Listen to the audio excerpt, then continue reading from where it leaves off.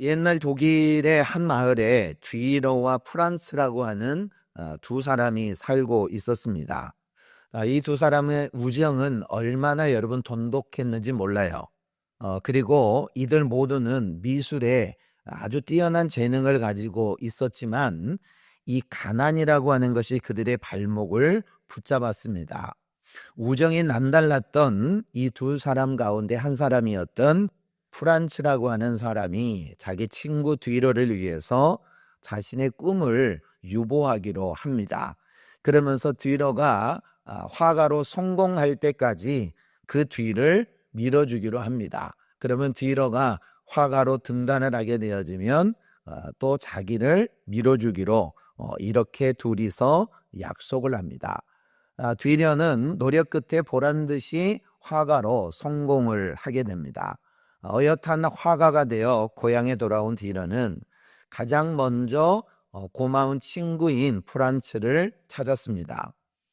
그러나 프란츠가 사는 집 대문을 열고 들어갔을 때 뒤러는 아무런 인기척을 느낄 수가 없었어요. 그런데 잠시 후에 이 무거운 정막과 희미한 어둠 속에서 뒤러가 발견한 것은 조용히 눈을 감고 두 손을 모은 채 기도에 열중하고 있었던 이 프란츠의 투박한 손을 보게 됩니다.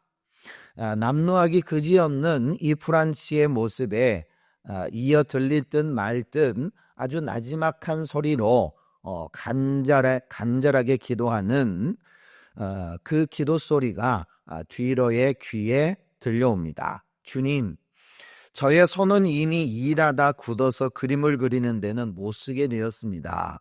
내가 할 몫은 뒤로가 할 수 있도록 도와주시고 주의 영광을 위해서 아름다운 그림을 그릴 수 있게 해주세요. 라고 하는 이 기도였습니다. 이 모습을 지켜보던 뒤로는 자기를 위해서 희생하고 기도하고 있는 친구의 손을 보고 있는 순간 자기도 모르게 어떤 큰 감동을 받게 되어집니다. 뒤로는 그 자리에서 친구의 기도하는 손을 스케치를 하기 시작을 했는데 그 그림이 바로 세계적으로 유명한 기도하는 손이라고 하는 제목의 그림입니다. 알브레이트 뒤로라고 하는 사람이 그린 기도하는 손입니다. 이 그림을 한 번도 못 본 사람이 과연 여러분 몇이나 되겠습니까? 아마도 예수 믿는 사람들이 집들이를 하게 되면 옛날에는 저 그림이 빠지지 않았어요. 저도 여러분 동부아파트로 이사를 하면서 저거를 우리 교인들한테는 아니고 제 친구한테 아마 받은 것 같아요. 제 친구한테 조그마한 액자로 해가지고 아주 예쁘게 코팅이 되어져 있는 그림을 저걸로 선물을 받은 것 같습니다.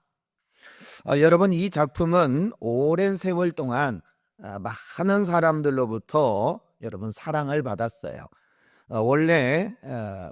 원래도 명작이기도 하지만 가산점이 붙은 것은 바로 이 딜러와 프란츠라고 하는 사람의 이 감동적인 이야기 때문일 겁니다. 여러분, 이 이야기가 진짜든 아니면 사람들이 만들어 놓은 이야기든 이 그림을 보면 우리의 마음에 굉장히 울컥하는 무엇인가가 여러분 올라온다라고 하는 겁니다. 뒤로는 여러분 나중에 이런 이야기를 했어요. 기도하는 손이 가장 깨끗한 손이요 가장 위대한 손이다. 기도하는 자리가 가장 큰 자리요 가장 높은 자리이다. 우리 같이 한번 여러분 따라할까요? 기도하는 손이 가장 깨끗한 손이요 기도하는 자리가 가장 큰 자리요 가장 높은 자리이다. 여러분, 우리 하나님이 기도하는 손을 무엇보다도 기뻐하시고 무엇보다도 그 기도하는 손을 높여주실 줄로 믿습니다. 오늘 본문의 배경은 주전 445년경에 일어났던 이야기입니다. 당시의 세계의 신흥 제국이었던 페르시아 정부에서 유대인 출신으로 이 아닥사스다 왕 1세에 비서실장을 지내고 있던 느헤미야의 이야기입니다. 오늘 보면 11절의 말씀에 보면 이 느헤미야의 직업이 뭐냐? 왕의 술을 맡은 관원장이다라고 기록을 합니다. 여러분, 이 고대 세계에서는 왕의 상에다가 음식을 올리거나 음료를 올리는 사람들은 굉장히 중요한 역할을 감당하는 사람입니다. 왜냐하면 술이나 음식에 독을 넣게 되어지면 왕의 생명은 끝이 나기 때문입니다. 오늘날 우리의 역사에도 보면 조선시대에 많은 왕들이나 여러분 왕비들, 중전들, 여러분 이런 사람들이 그 음식에다가 독을 넣어서 독살을 당하는 경우들이 종종 여러분 일어나고는 있습니다. 그렇기 때문에 가장 신뢰하는 사람에게 이 자리를 맡기는 겁니다. 그러면 그는 왕에게 술을 갖다 바칠 뿐만이 아니라 왕의 옆자리에서 왕과 함께 아주 중요한 국사를 논의하기도 합니다. 그러니까 오늘날로 말하자라고 하면 일종의 비서실장이라고 할 수가 있습니다. 당시에 이스라엘은 페르시아의 새로운 왕이었던 고레스라라고 하는 사람으로부터 칙령을 받아 고향으로 돌아가도 좋다라고 하는 그러한 허락을 받게 됩니다. 그래서 이스라엘 백성들은 이 바벨론 포로에서부터 해방되어 이제 각기 자기 고향으로 돌아가기 시작을 합니다. 그리고 그들은 새로운 조국의 건설에 헌신을 하게 됩니다. 그래서 바벨론에 의해서 처참하게 무너졌던 예루살렘 성전이 다시 건립이 되어집니다. 그런데 성전은 건립이 되었지만 예루살렘 성벽이 파괴되는 안타까운 사건이 일어납니다. 따라서 이스라엘 백성들의 삶은 약탈과 함께 무질서에 노출되어진 채 깊은 절망 속에서 살아가고 있었습니다. 비록 여러분 느헤미야가 외국에서 태어나서 외국에서 살고 있었지만 조국에 대한 그리움과 여러분 이 조국에 대한 사랑은 변함이 없었습니다. 그래서 조국에 대한 이러한 안타까운 소식을 듣고 느헤미야는 마침내 중대한 결심을 하게 됩니다. 자기가 모시고 있는 아닥사스다 왕의 허락을 받아서 이스라엘에 돌아가 그들의 민족, 그들의 동포를 위해서 예루살렘 성을 쌓기로 결단을 합니다. 여러분 고대 세계에서 이 성벽의 역할이라고 하는 것은 굉장히 중요합니다. 이 성벽이 있음으로 말미암아 그들의 삶의 터전이 지켜지게 된다라고 하는 겁니다. 그래서 성벽은 그들의 삶의 울타리였습니다. 이것 때문에 그들의 삶이 안전이라고 하는 것을 보장받게 되고 미래의 번영을 꿈꿀 수가 있게 되는 겁니다. 그런데 여러분 그 성벽이 무너졌다라고 하는 거예요. 그런데 문제는 성벽이 무너졌다라고 하는 것이 문제가 아닙니다. 성벽이 무너지면 여러분 어때요? 다시 쌓으면 된다라고 하는 겁니다. 그런데 그 무너진 성벽이 여러분 백성들의 삶을 위협하고 있는데도 불구하고 누구도 감히 이 성벽을 다시 쌓을 엄두를 못 내고 있다라고 하는 것이 큰 문제라고 하는 겁니다. 느헤미야는 자신의 고국 예루살렘에 돌아가서 이 일에 헌신을 했고 그 결과 52일 만에 이 예루살렘 성벽을 재건하는 일에 성공을 하게 됩니다. 누구도 엄두를 내지 못했고 누구도 감히 여러분 시도하지 못했던 그 일을 느헤미야는 단 52일 만에 완성을 하고야 말았다라고 하는 거예요. 아무도 엄두를 내지 못했던 일을 느헤미야는 해냈습니다. 그런데 이 위대한 느헤미야의 일이 성공할 수 있었던 이유는 다른 것이 아니라 바로 골방에 들어서 드렸던 기도에 있다라고 하는 겁니다. 고국으로부터 비참한 소식을 듣는 순간부터 그는 자기 민족을 향한 안타까운 마음에 가슴에 품고 하나님 앞에 엎드려 기도하기 시작을 합니다. 그리고 그 기도가 예레미야로 하여금 위대한 일을 가능하게 만드는 출발이었습니다. 그는 여러분 골방에서의 기도로 역사를 바꾸는 일을 했다라고 하는 겁니다. 사랑하는 여러분, 오늘 우리가 살아가고 있는 현실 속에서 우리 모두는 마음의 고단함을 느끼고 있습니다. 이대로는 안 된다라고 하는 생각을 우리는 누구나가 다 합니다. 이제는 무엇인가 좀 변화가 되어야 한다라고 하는 생각은 누구나가 다 한다라고 하는 겁니다. 그렇다라고 하면 이제 우리는 주님 앞에 나와 기도하기를 시작을 해야 할 줄로 믿습니다. 왜냐하면 우리가 드리는 기도가 바로 역사를 만들고 시대를 변화시키기 때문이라고 하는 겁니다. 우리는 오늘 본문을 통해서 느헤미야가 어떻게 이 엄청난 일들을 시작했는지를 여러분 알 수가 있다라고 하는 거예요.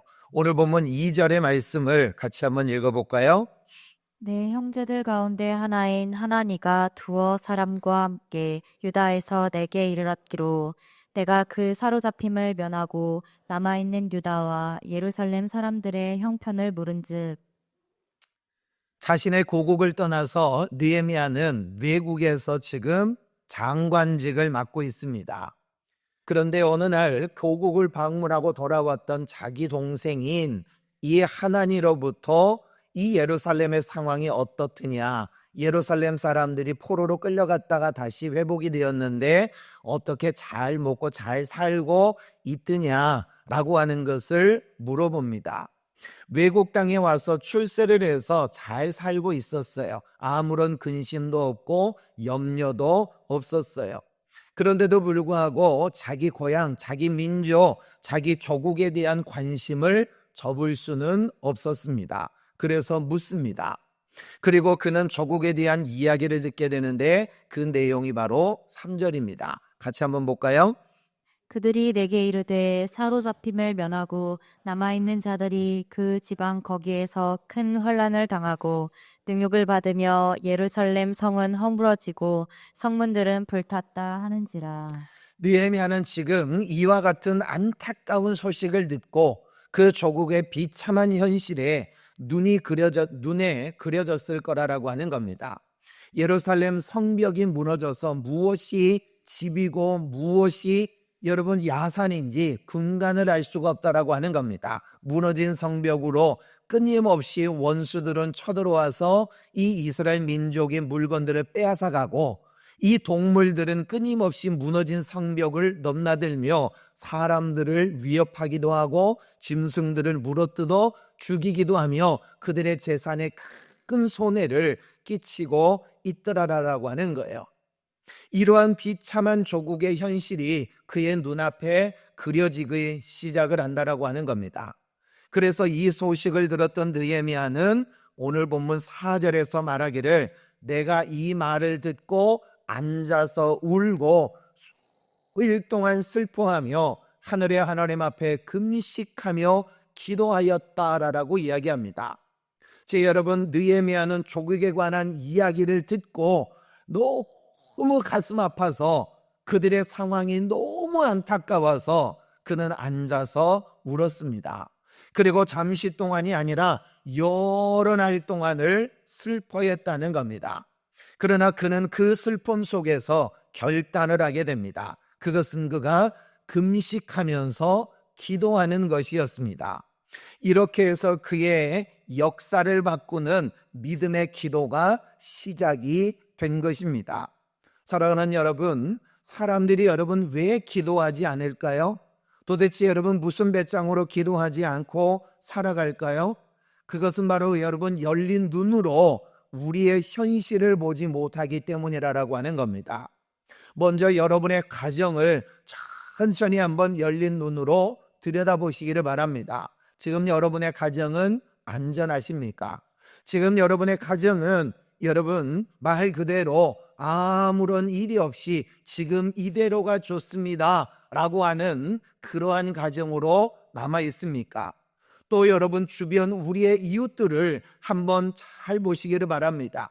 우리의 이웃들의 삶의 모습을 한번 뒤돌아보시기를 뭐라고 하는 겁니다. 찢어진 가슴으로 아파하고 있는 우리의 이웃들을 보시기를 바랍니다. 때로는 우리를 향하여 와서 도와달라라고 손짓하고 외치고 있는 그들의 소리를 한번 들어보시고 느껴보시기를 바랍니다. 그러면 우리가 어떻게 여러분 기도하지 않고 버틸 수가 있느냐라고 하는 거예요. 특히나 여러분 우리 민족이 지금 직면하고 있는 오늘의 현실을 보시기를 바랍니다. 여러분 지금 우리 민족의 현실을 보고 여러분 어떤 생각을 갖게 되어집니까? 매일 저녁마다 뉴스가 흘러나오는 그 뉴스를 보시면서 여러분은 어떤 생각을 하시느냐라고 하는 거예요.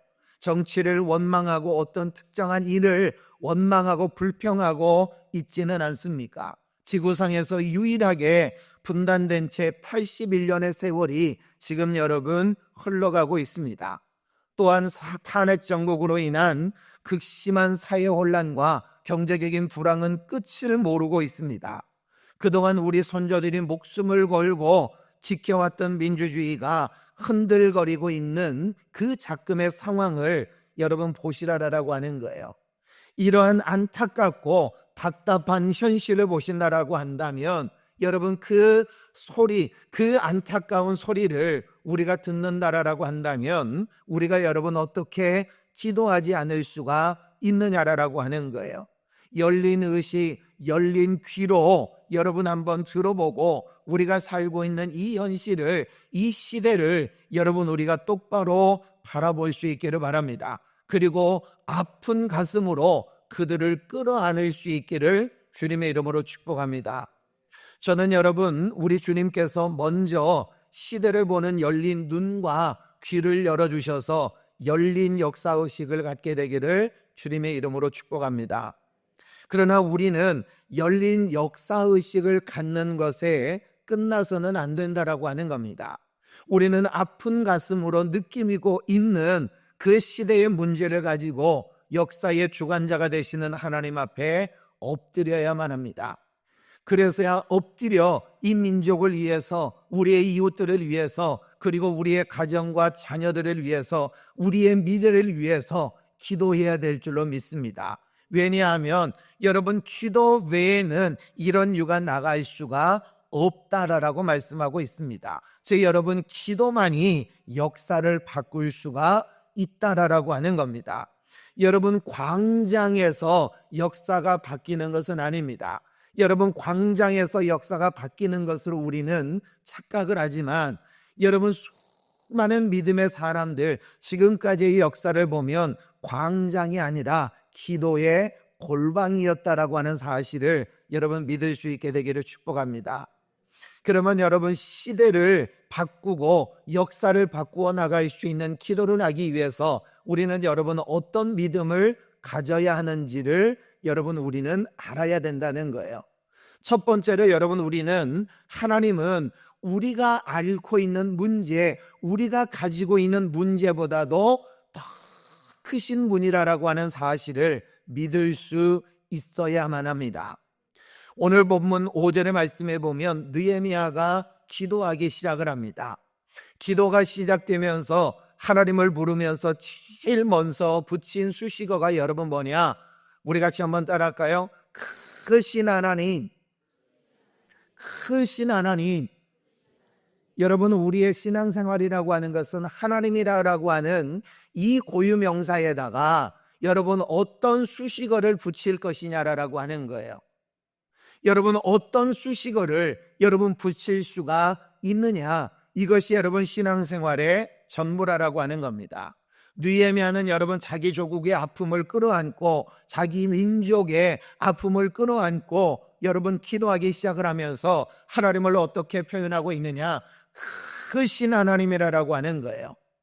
그는 지금 자기 민족이 직면한 문제가 아무리 커도 그가 기도하는 하나님은 그 문제보다 더 큰 분이심을 믿었습니다. 그렇기 때문에 그 하나님 앞에 나와 크신 하나님이라고 부르며 기도를 시작을 하는 겁니다. 만약에 저와 여러분이 기도할 때 하나님이 보이지를 않아요. 하나님은 아예 보이지를 않거나 작게 보입니다. 기도할 때 눈을 감았는데 계속해서 여러분 내 문제만 어른어른거립니다. 그 문제가 너무너무 크게 보입니다. 그러면 여러분 어떻게 되겠습니까? 우리는 결국 그 문제 아래 짓눌려 버리고 말 거라고 하는 거예요. 그리고 우리는 절망할 겁니다. 더 이상 희망을 갖기를 멈춰버린다라고 하는 거예요. 마태복음 4장 22절 이하의 말씀에 보면 베드로가 무리를 걷습니다. 사람 최초로, 인류 최초로 여러분 무리를 걷는 어마어마한 기적을 경험하게 된다라고 하는 거예요. 여러분, 그가 무리를 걸을 수 있었던 것은 무엇 때문이었느냐? 바로 그의 시선이 주님에게 고정되어져 있었기 때문이라고 하는 겁니다.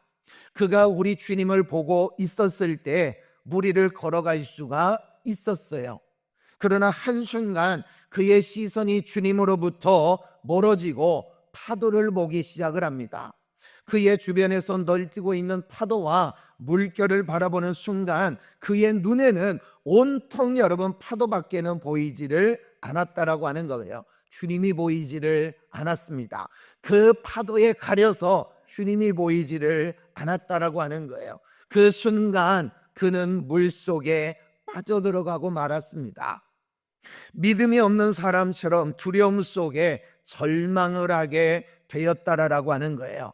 그런 베드로를 향하여 우리 주님은 말합니다. 믿음이 없는 자라라고 말합니다. 저희 여러분, 문제를 바라보고 그 문제 때문에 하나님이 보이지 않는다라고 하는 것은 믿음이 없는 거라고 하는 겁니다. 그 믿음이 없는 상태에서는 여러분 문제 속에서 허우적거릴 수밖에 없다라고 하는 거예요. 그러므로 사랑하는 여러분, 환경을 바라보지 않기를 축원합니다. 지금의 그 환경은 나로 하여금 절망하게 하는 것이 사실이에요. 그래서 그 환경은 나로 하여금 여러분 숨도 제대로 쉬지 못하게 한다는 겁니다.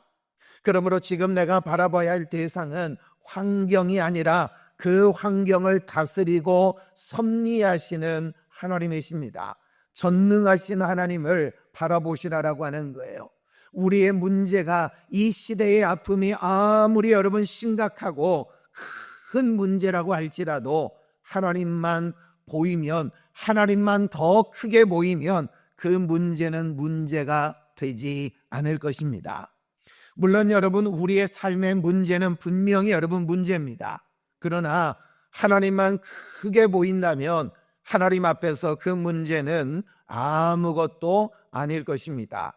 정말 문제가 여러분 뭐냐라고 하면 문제를 만났을 때 그 문제 속에 빠져 헤어나오지 못하는 것이 문제라고 하는 겁니다. 우리가 직면하고 있는 문제가 아무리 여러분 커도 그것보다 더 크신 하나님을 신뢰하면, 그 하나님이 내 눈에 보이면 그 하나님만이 나를 도울 수 있는 분이라고 믿을 수가 있다라고 한다면 우리는 결코 좌절하거나 주저앉아 울고만 있지는 않을 것이라고 하는 거예요. 사랑하는 여러분, 오늘 저와 여러분이 직면하고 있는 오늘의 이 고단한 역사의 현실이 바뀌기를 소망하십니까?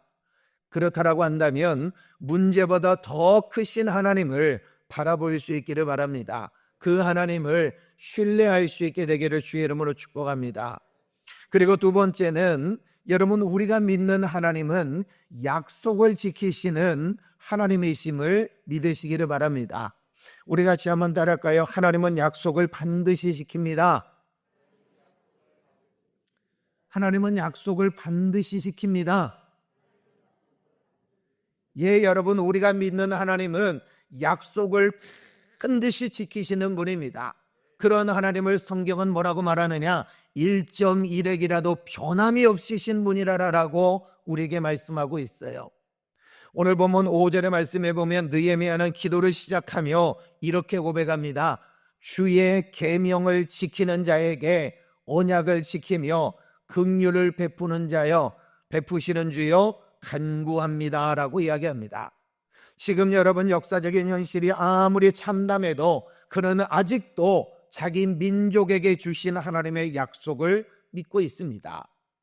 그리고 그렇기 때문에 그는 절망적인 상황에서도 두려워하지 않고 믿음으로 하나님을 향해 기도할 수가 있었던 것입니다. 사랑하는 여러분, 우리가 가지고 있는 책, 여러분 우리가 가지고 있는 성경은 약속의 책입니다. 우리는 구약 성경, 신약 성경 여러분 이렇게 이야기합니다. 여기에서 구약, 신약이라고 하는 요 약은 바로 언약이라고 하는 뜻입니다. 그래서 구약 성경은 뭐예요? 여러분 옛날 언약, 옛날 언약, 신약은 여러분요 새로운 언약이라고 하는 책이라고 하는 거예요.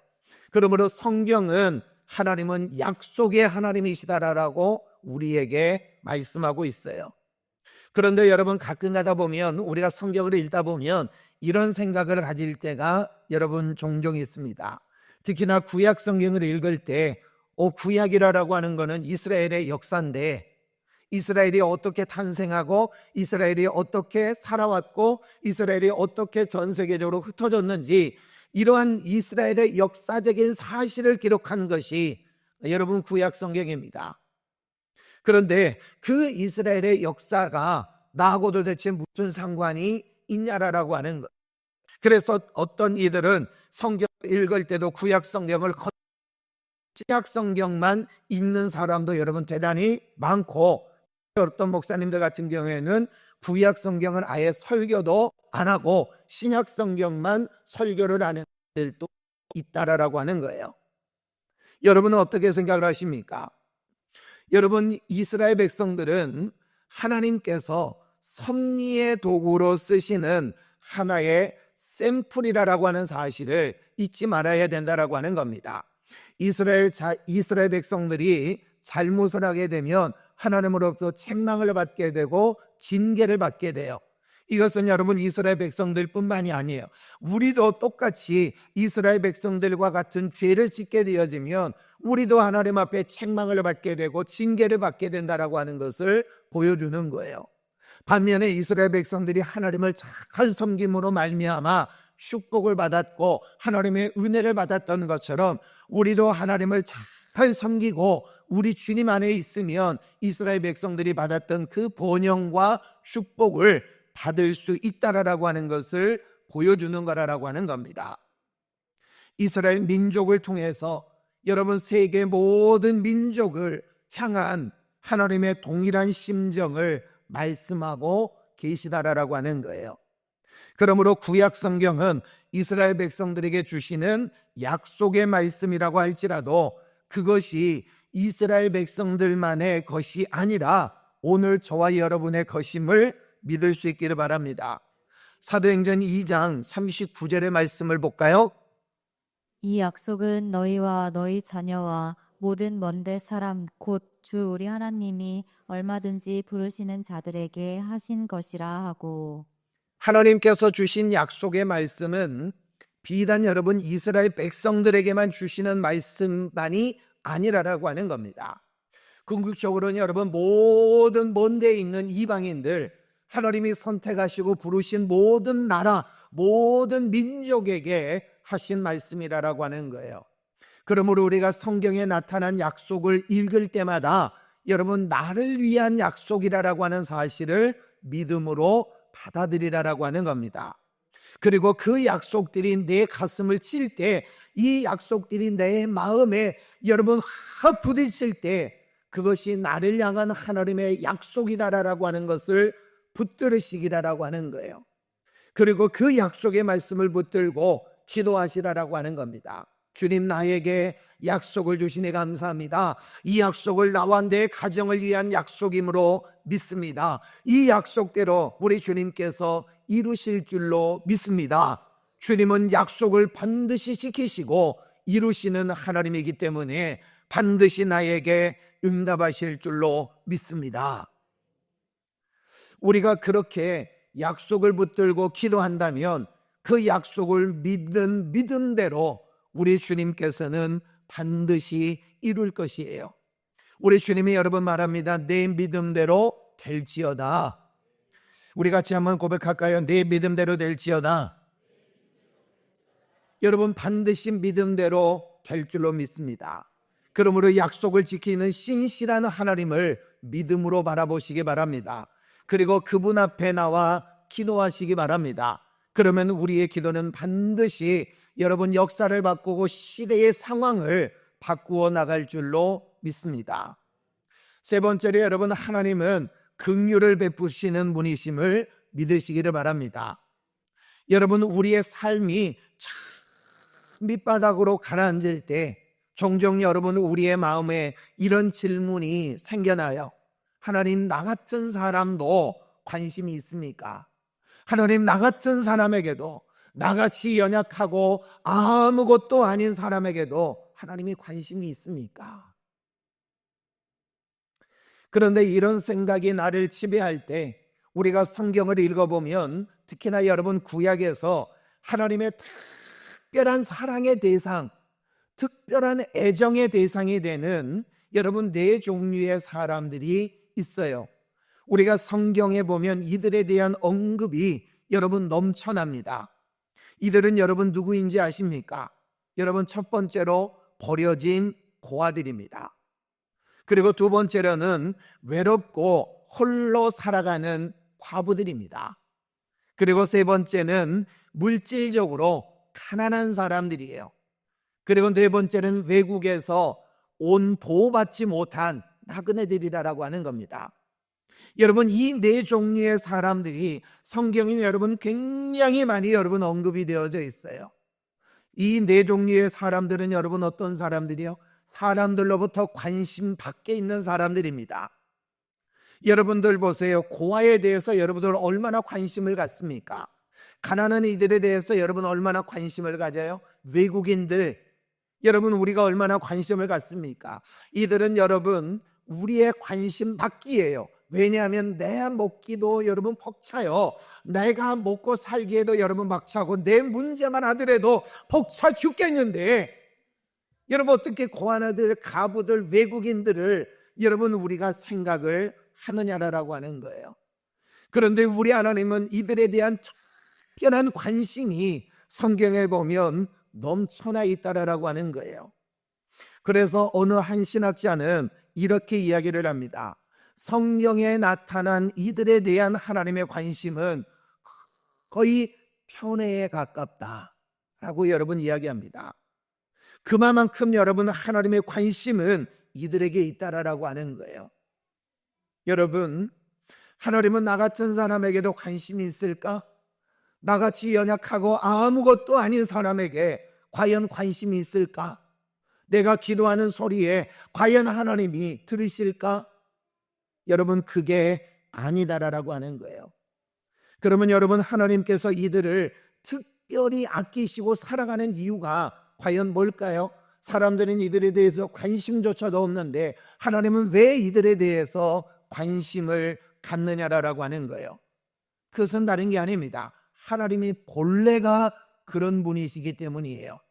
하나님은 본래가 긍휼이 풍성하신 하나님입니다. 에베소서 2장 3절과 4절의 말씀에 보니까 긍휼이 풍성하신 하나님이 우리를 사랑하셨다라고 말합니다. 하나님은 여러분 긍휼이 풍성하다라고 하는 거예요. 그러면 여러분 긍휼이 무엇입니까? 긍휼이라고 하는 것은 약자들이나 약점을 가지고 있는 사람들을 불쌍히 여기는 마음입니다. 느헤미야는 지금 자기 민족의 안타까운 처지를 바라보면서 바로 이 긍휼히 여기시는 하나님 앞에 기도하고 있어요. 5절의 말씀에 보면 느헤미야는 이렇게 기도합니다. 긍휼을 베푸시는 주여 간구하나이다. 어떤 주님이요? 긍휼을 베푸시는 주님이라고 하는 거예요. 느헤미야가 이 기도를 드렸을 때 하나님께서는 여러분 어떻게 반응하셨을까요? 아마도 너무 기뻐하셨을 거예요. 왜냐하면 하나님은 정말로 우리를 긍휼히 여기시는 분이기 때문입니다. 그래서 하나님 저를 불쌍히 여겨주세요, 저를 긍휼히 여겨주세요라고 기도하면 하나님은 좋아하시더라라고 하는 거예요. 하나님은 우리를 긍휼히 여기시는 분이십니다. 아니, 성경은 우리 하나님은 긍휼이 풍성하신 분이라고 말씀하고 있어요. 여기에서 긍휼이 풍성하다라고 하는 말은 끝이 없고 바닥이 없다라고 하는 말입니다. 그래서 일찍이 예레미야 선지자는 자기 백성들의 실수와 범죄에도 불구하고 여전히 우리를 사랑하시고 우리에게 기회를 주시고 우리들에게 아직도 생명을 주시는 이유를 여러분 이렇게 고백하고 있어요. 예레미야 애가 3장 22절 23절의 말씀을 같이 한번 볼까요? 주님의 한결같은 사랑이 다함이 없고 그 긍휼이 끝이 없기 때문이다. 주님의 사랑과 긍휼이 아침마다 새롭고 주님의 신실이 큽니다. 하나님의 사랑과 긍휼하심이 어떻다는 겁니까? 끝이 없기 때문에 우리의 그 많은 실수와 범죄에도 불구하고 우리는 아직도 살아 숨을 쉴 수가 있는 겁니다. 사랑하는 여러분, 오늘이라고 하는 시대의 현실이 답답하고 고통스러운 분이 계십니까? 그렇다면 역사의 주인이 되시는 하나님 앞으로 나오시기 바랍니다. 그분 앞에 기도를 시작하시기를 바랍니다. 이번 40일간의 기적을 통하여 그분의 끝없는 넉넉한 자비와 풍성하신 긍휼을 구해보시기를 바랍니다. 아직은 여러분 포기할 수 없는 우리 인생의 노래, 아직은 포기할 수 없는 약속을 붙들고 그분 앞에 다시 부르짖어 기도해 보시기 바랍니다.